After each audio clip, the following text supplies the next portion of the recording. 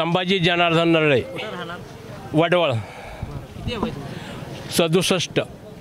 कधी बघितलं सीना नदी? लहानपणापासून बघितलं नाही, पण हे पहिल्यांदा बघतोय सर. सीना नदी कधी एवढं एवढी तुतडी भरलेली कधीच पाहिली नाही. पावसाळ्यात? हो, पावसाळ्यानं इथून तिथून मी या नदीच्याकडं पण कधीच दिसलेली नाही. पण ह्या वर्षी इतकी अजून पण याला अंत नाही, कमीच व्हायला तयार नाही सर. पात्र एवढं मोठं कधी बघितलं? हो, ह्याच्यापेक्षा म्हणजे कमीच, पण ही सर्वात मोठं पात्र ही. काय ह्याचं कळालं, वरनं धरणातलं पाणी सोडलं म्हणते ती, कोण पावसाचं असं नक्की काय, आणि उतरतंय तर उतरायला तर तयार नाही सर. रस्ता कधी बंद झालेला ऐकलं? कधीच नाही.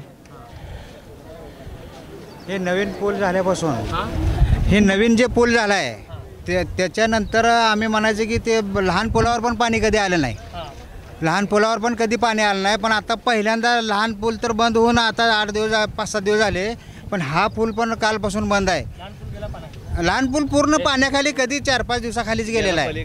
4-5 दिवसाखालीच पाण्याखाली गेला आहे. पण आता एवढं लोकांचे एवढे हाल व्हायला लागलेत की आजूबाजूचे शिरापूर असू द्या, सावळेश्वर असू द्या, अर्जुनसोन, मुंडेवाडी, गोटेवाडी, रामहिंगणी, पूर्ण गावाला पाण्याचा वेढा आहे. पूर्ण नदीचं पाणी पूर्ण शिरलेलं आहे. आत्ता माझं 61 वय आहे. मी आत्तापर्यंत एवढा मोठा प्रवाह कधीच बघितला नाही. शेतीचं नुकसान? शेतीचं तर फार नुकसान, म्हणजे सगळं जनावरं वाहून गेलेले आहेत, भांडी वगैरे सर्व लोकांनी जे वर्षभराचं जे साठवून ठेवलेलं असतं अन्नधान्य, खायचं प्यायचं सगळं वाहून गेलेलं आहे. लोकांना आपण कसं वाचल हेच फक्त लोकांनी बघितलेलं आहे. आणि अजूनसुद्धा काही गावात लोक घरावरती स्लॅबवरती थांबून राहिलेले आहेत. थांबून घर सोडी नाहीत? घर सोडी नाही, त्यांना याचा पर्यायच नाही. आमच्या सावळेश्वरमध्ये कोळी वस्तीवरची आत्ता आम्ही एक अर्ध्या तासापूर्वी सगळ्यांना तिथून कसतर करून सगळ्यांनी दोरी वगैरे टाकून बाहेर काढलंय. आणि आत्ता ते प्रतिनिधी आलेत का? नाही, आता लोकप्रतिनिधी इथं येऊन गेले म्हणून कळालं आम्हाला. पण आता अजितदादा इथं येऊन गेले म्हणून कळालं. पण आता कसं त्यांनी एवढ्या फार मोठ्या ह्याच्यात प्रत्येक गावात येणं आता ते देतील भेटी.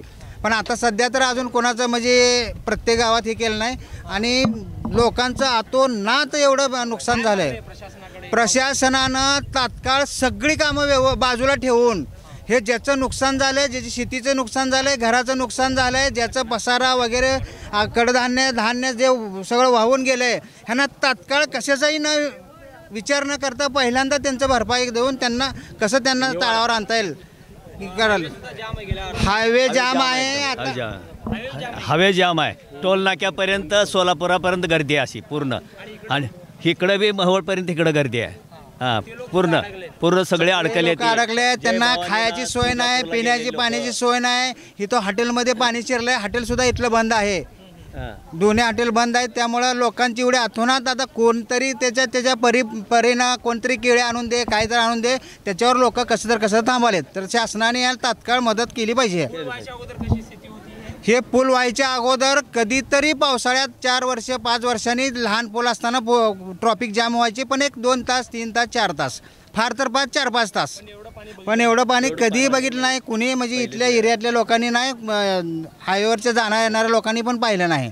पण आता फार बिकट परिस्थिती आहे लोकांवर आता सध्या. तर शासनाने तात्काळ याच्याकडे लक्ष देऊन लोकांना मदत केली पाहिजे. ते बंद आहे. त्या मोटरात पाण्याच्या हे सगळ्या लाईटी बंद आहे. जे आहे ते कुछ मोबाईल चार्जिंग नाही, कसले दिवा म्हणून नाही, अंधारामध्ये सर्व. आता मोबाईलचं सोडा, पिठाच्या गिरण्या वगैरे सगळे बंद आहेत. आजूबाजूच्या आसपास खेड्यात खाण्याची पण आता प्रॉब्लेम आहे. सगळं गिरण्या बंद आहेत, लाईट बंद आहे. काही म्हणजे सगळे अडचणी वाढलेल्या आहेत. पिण्याचं पाणी पण आता मिळेना.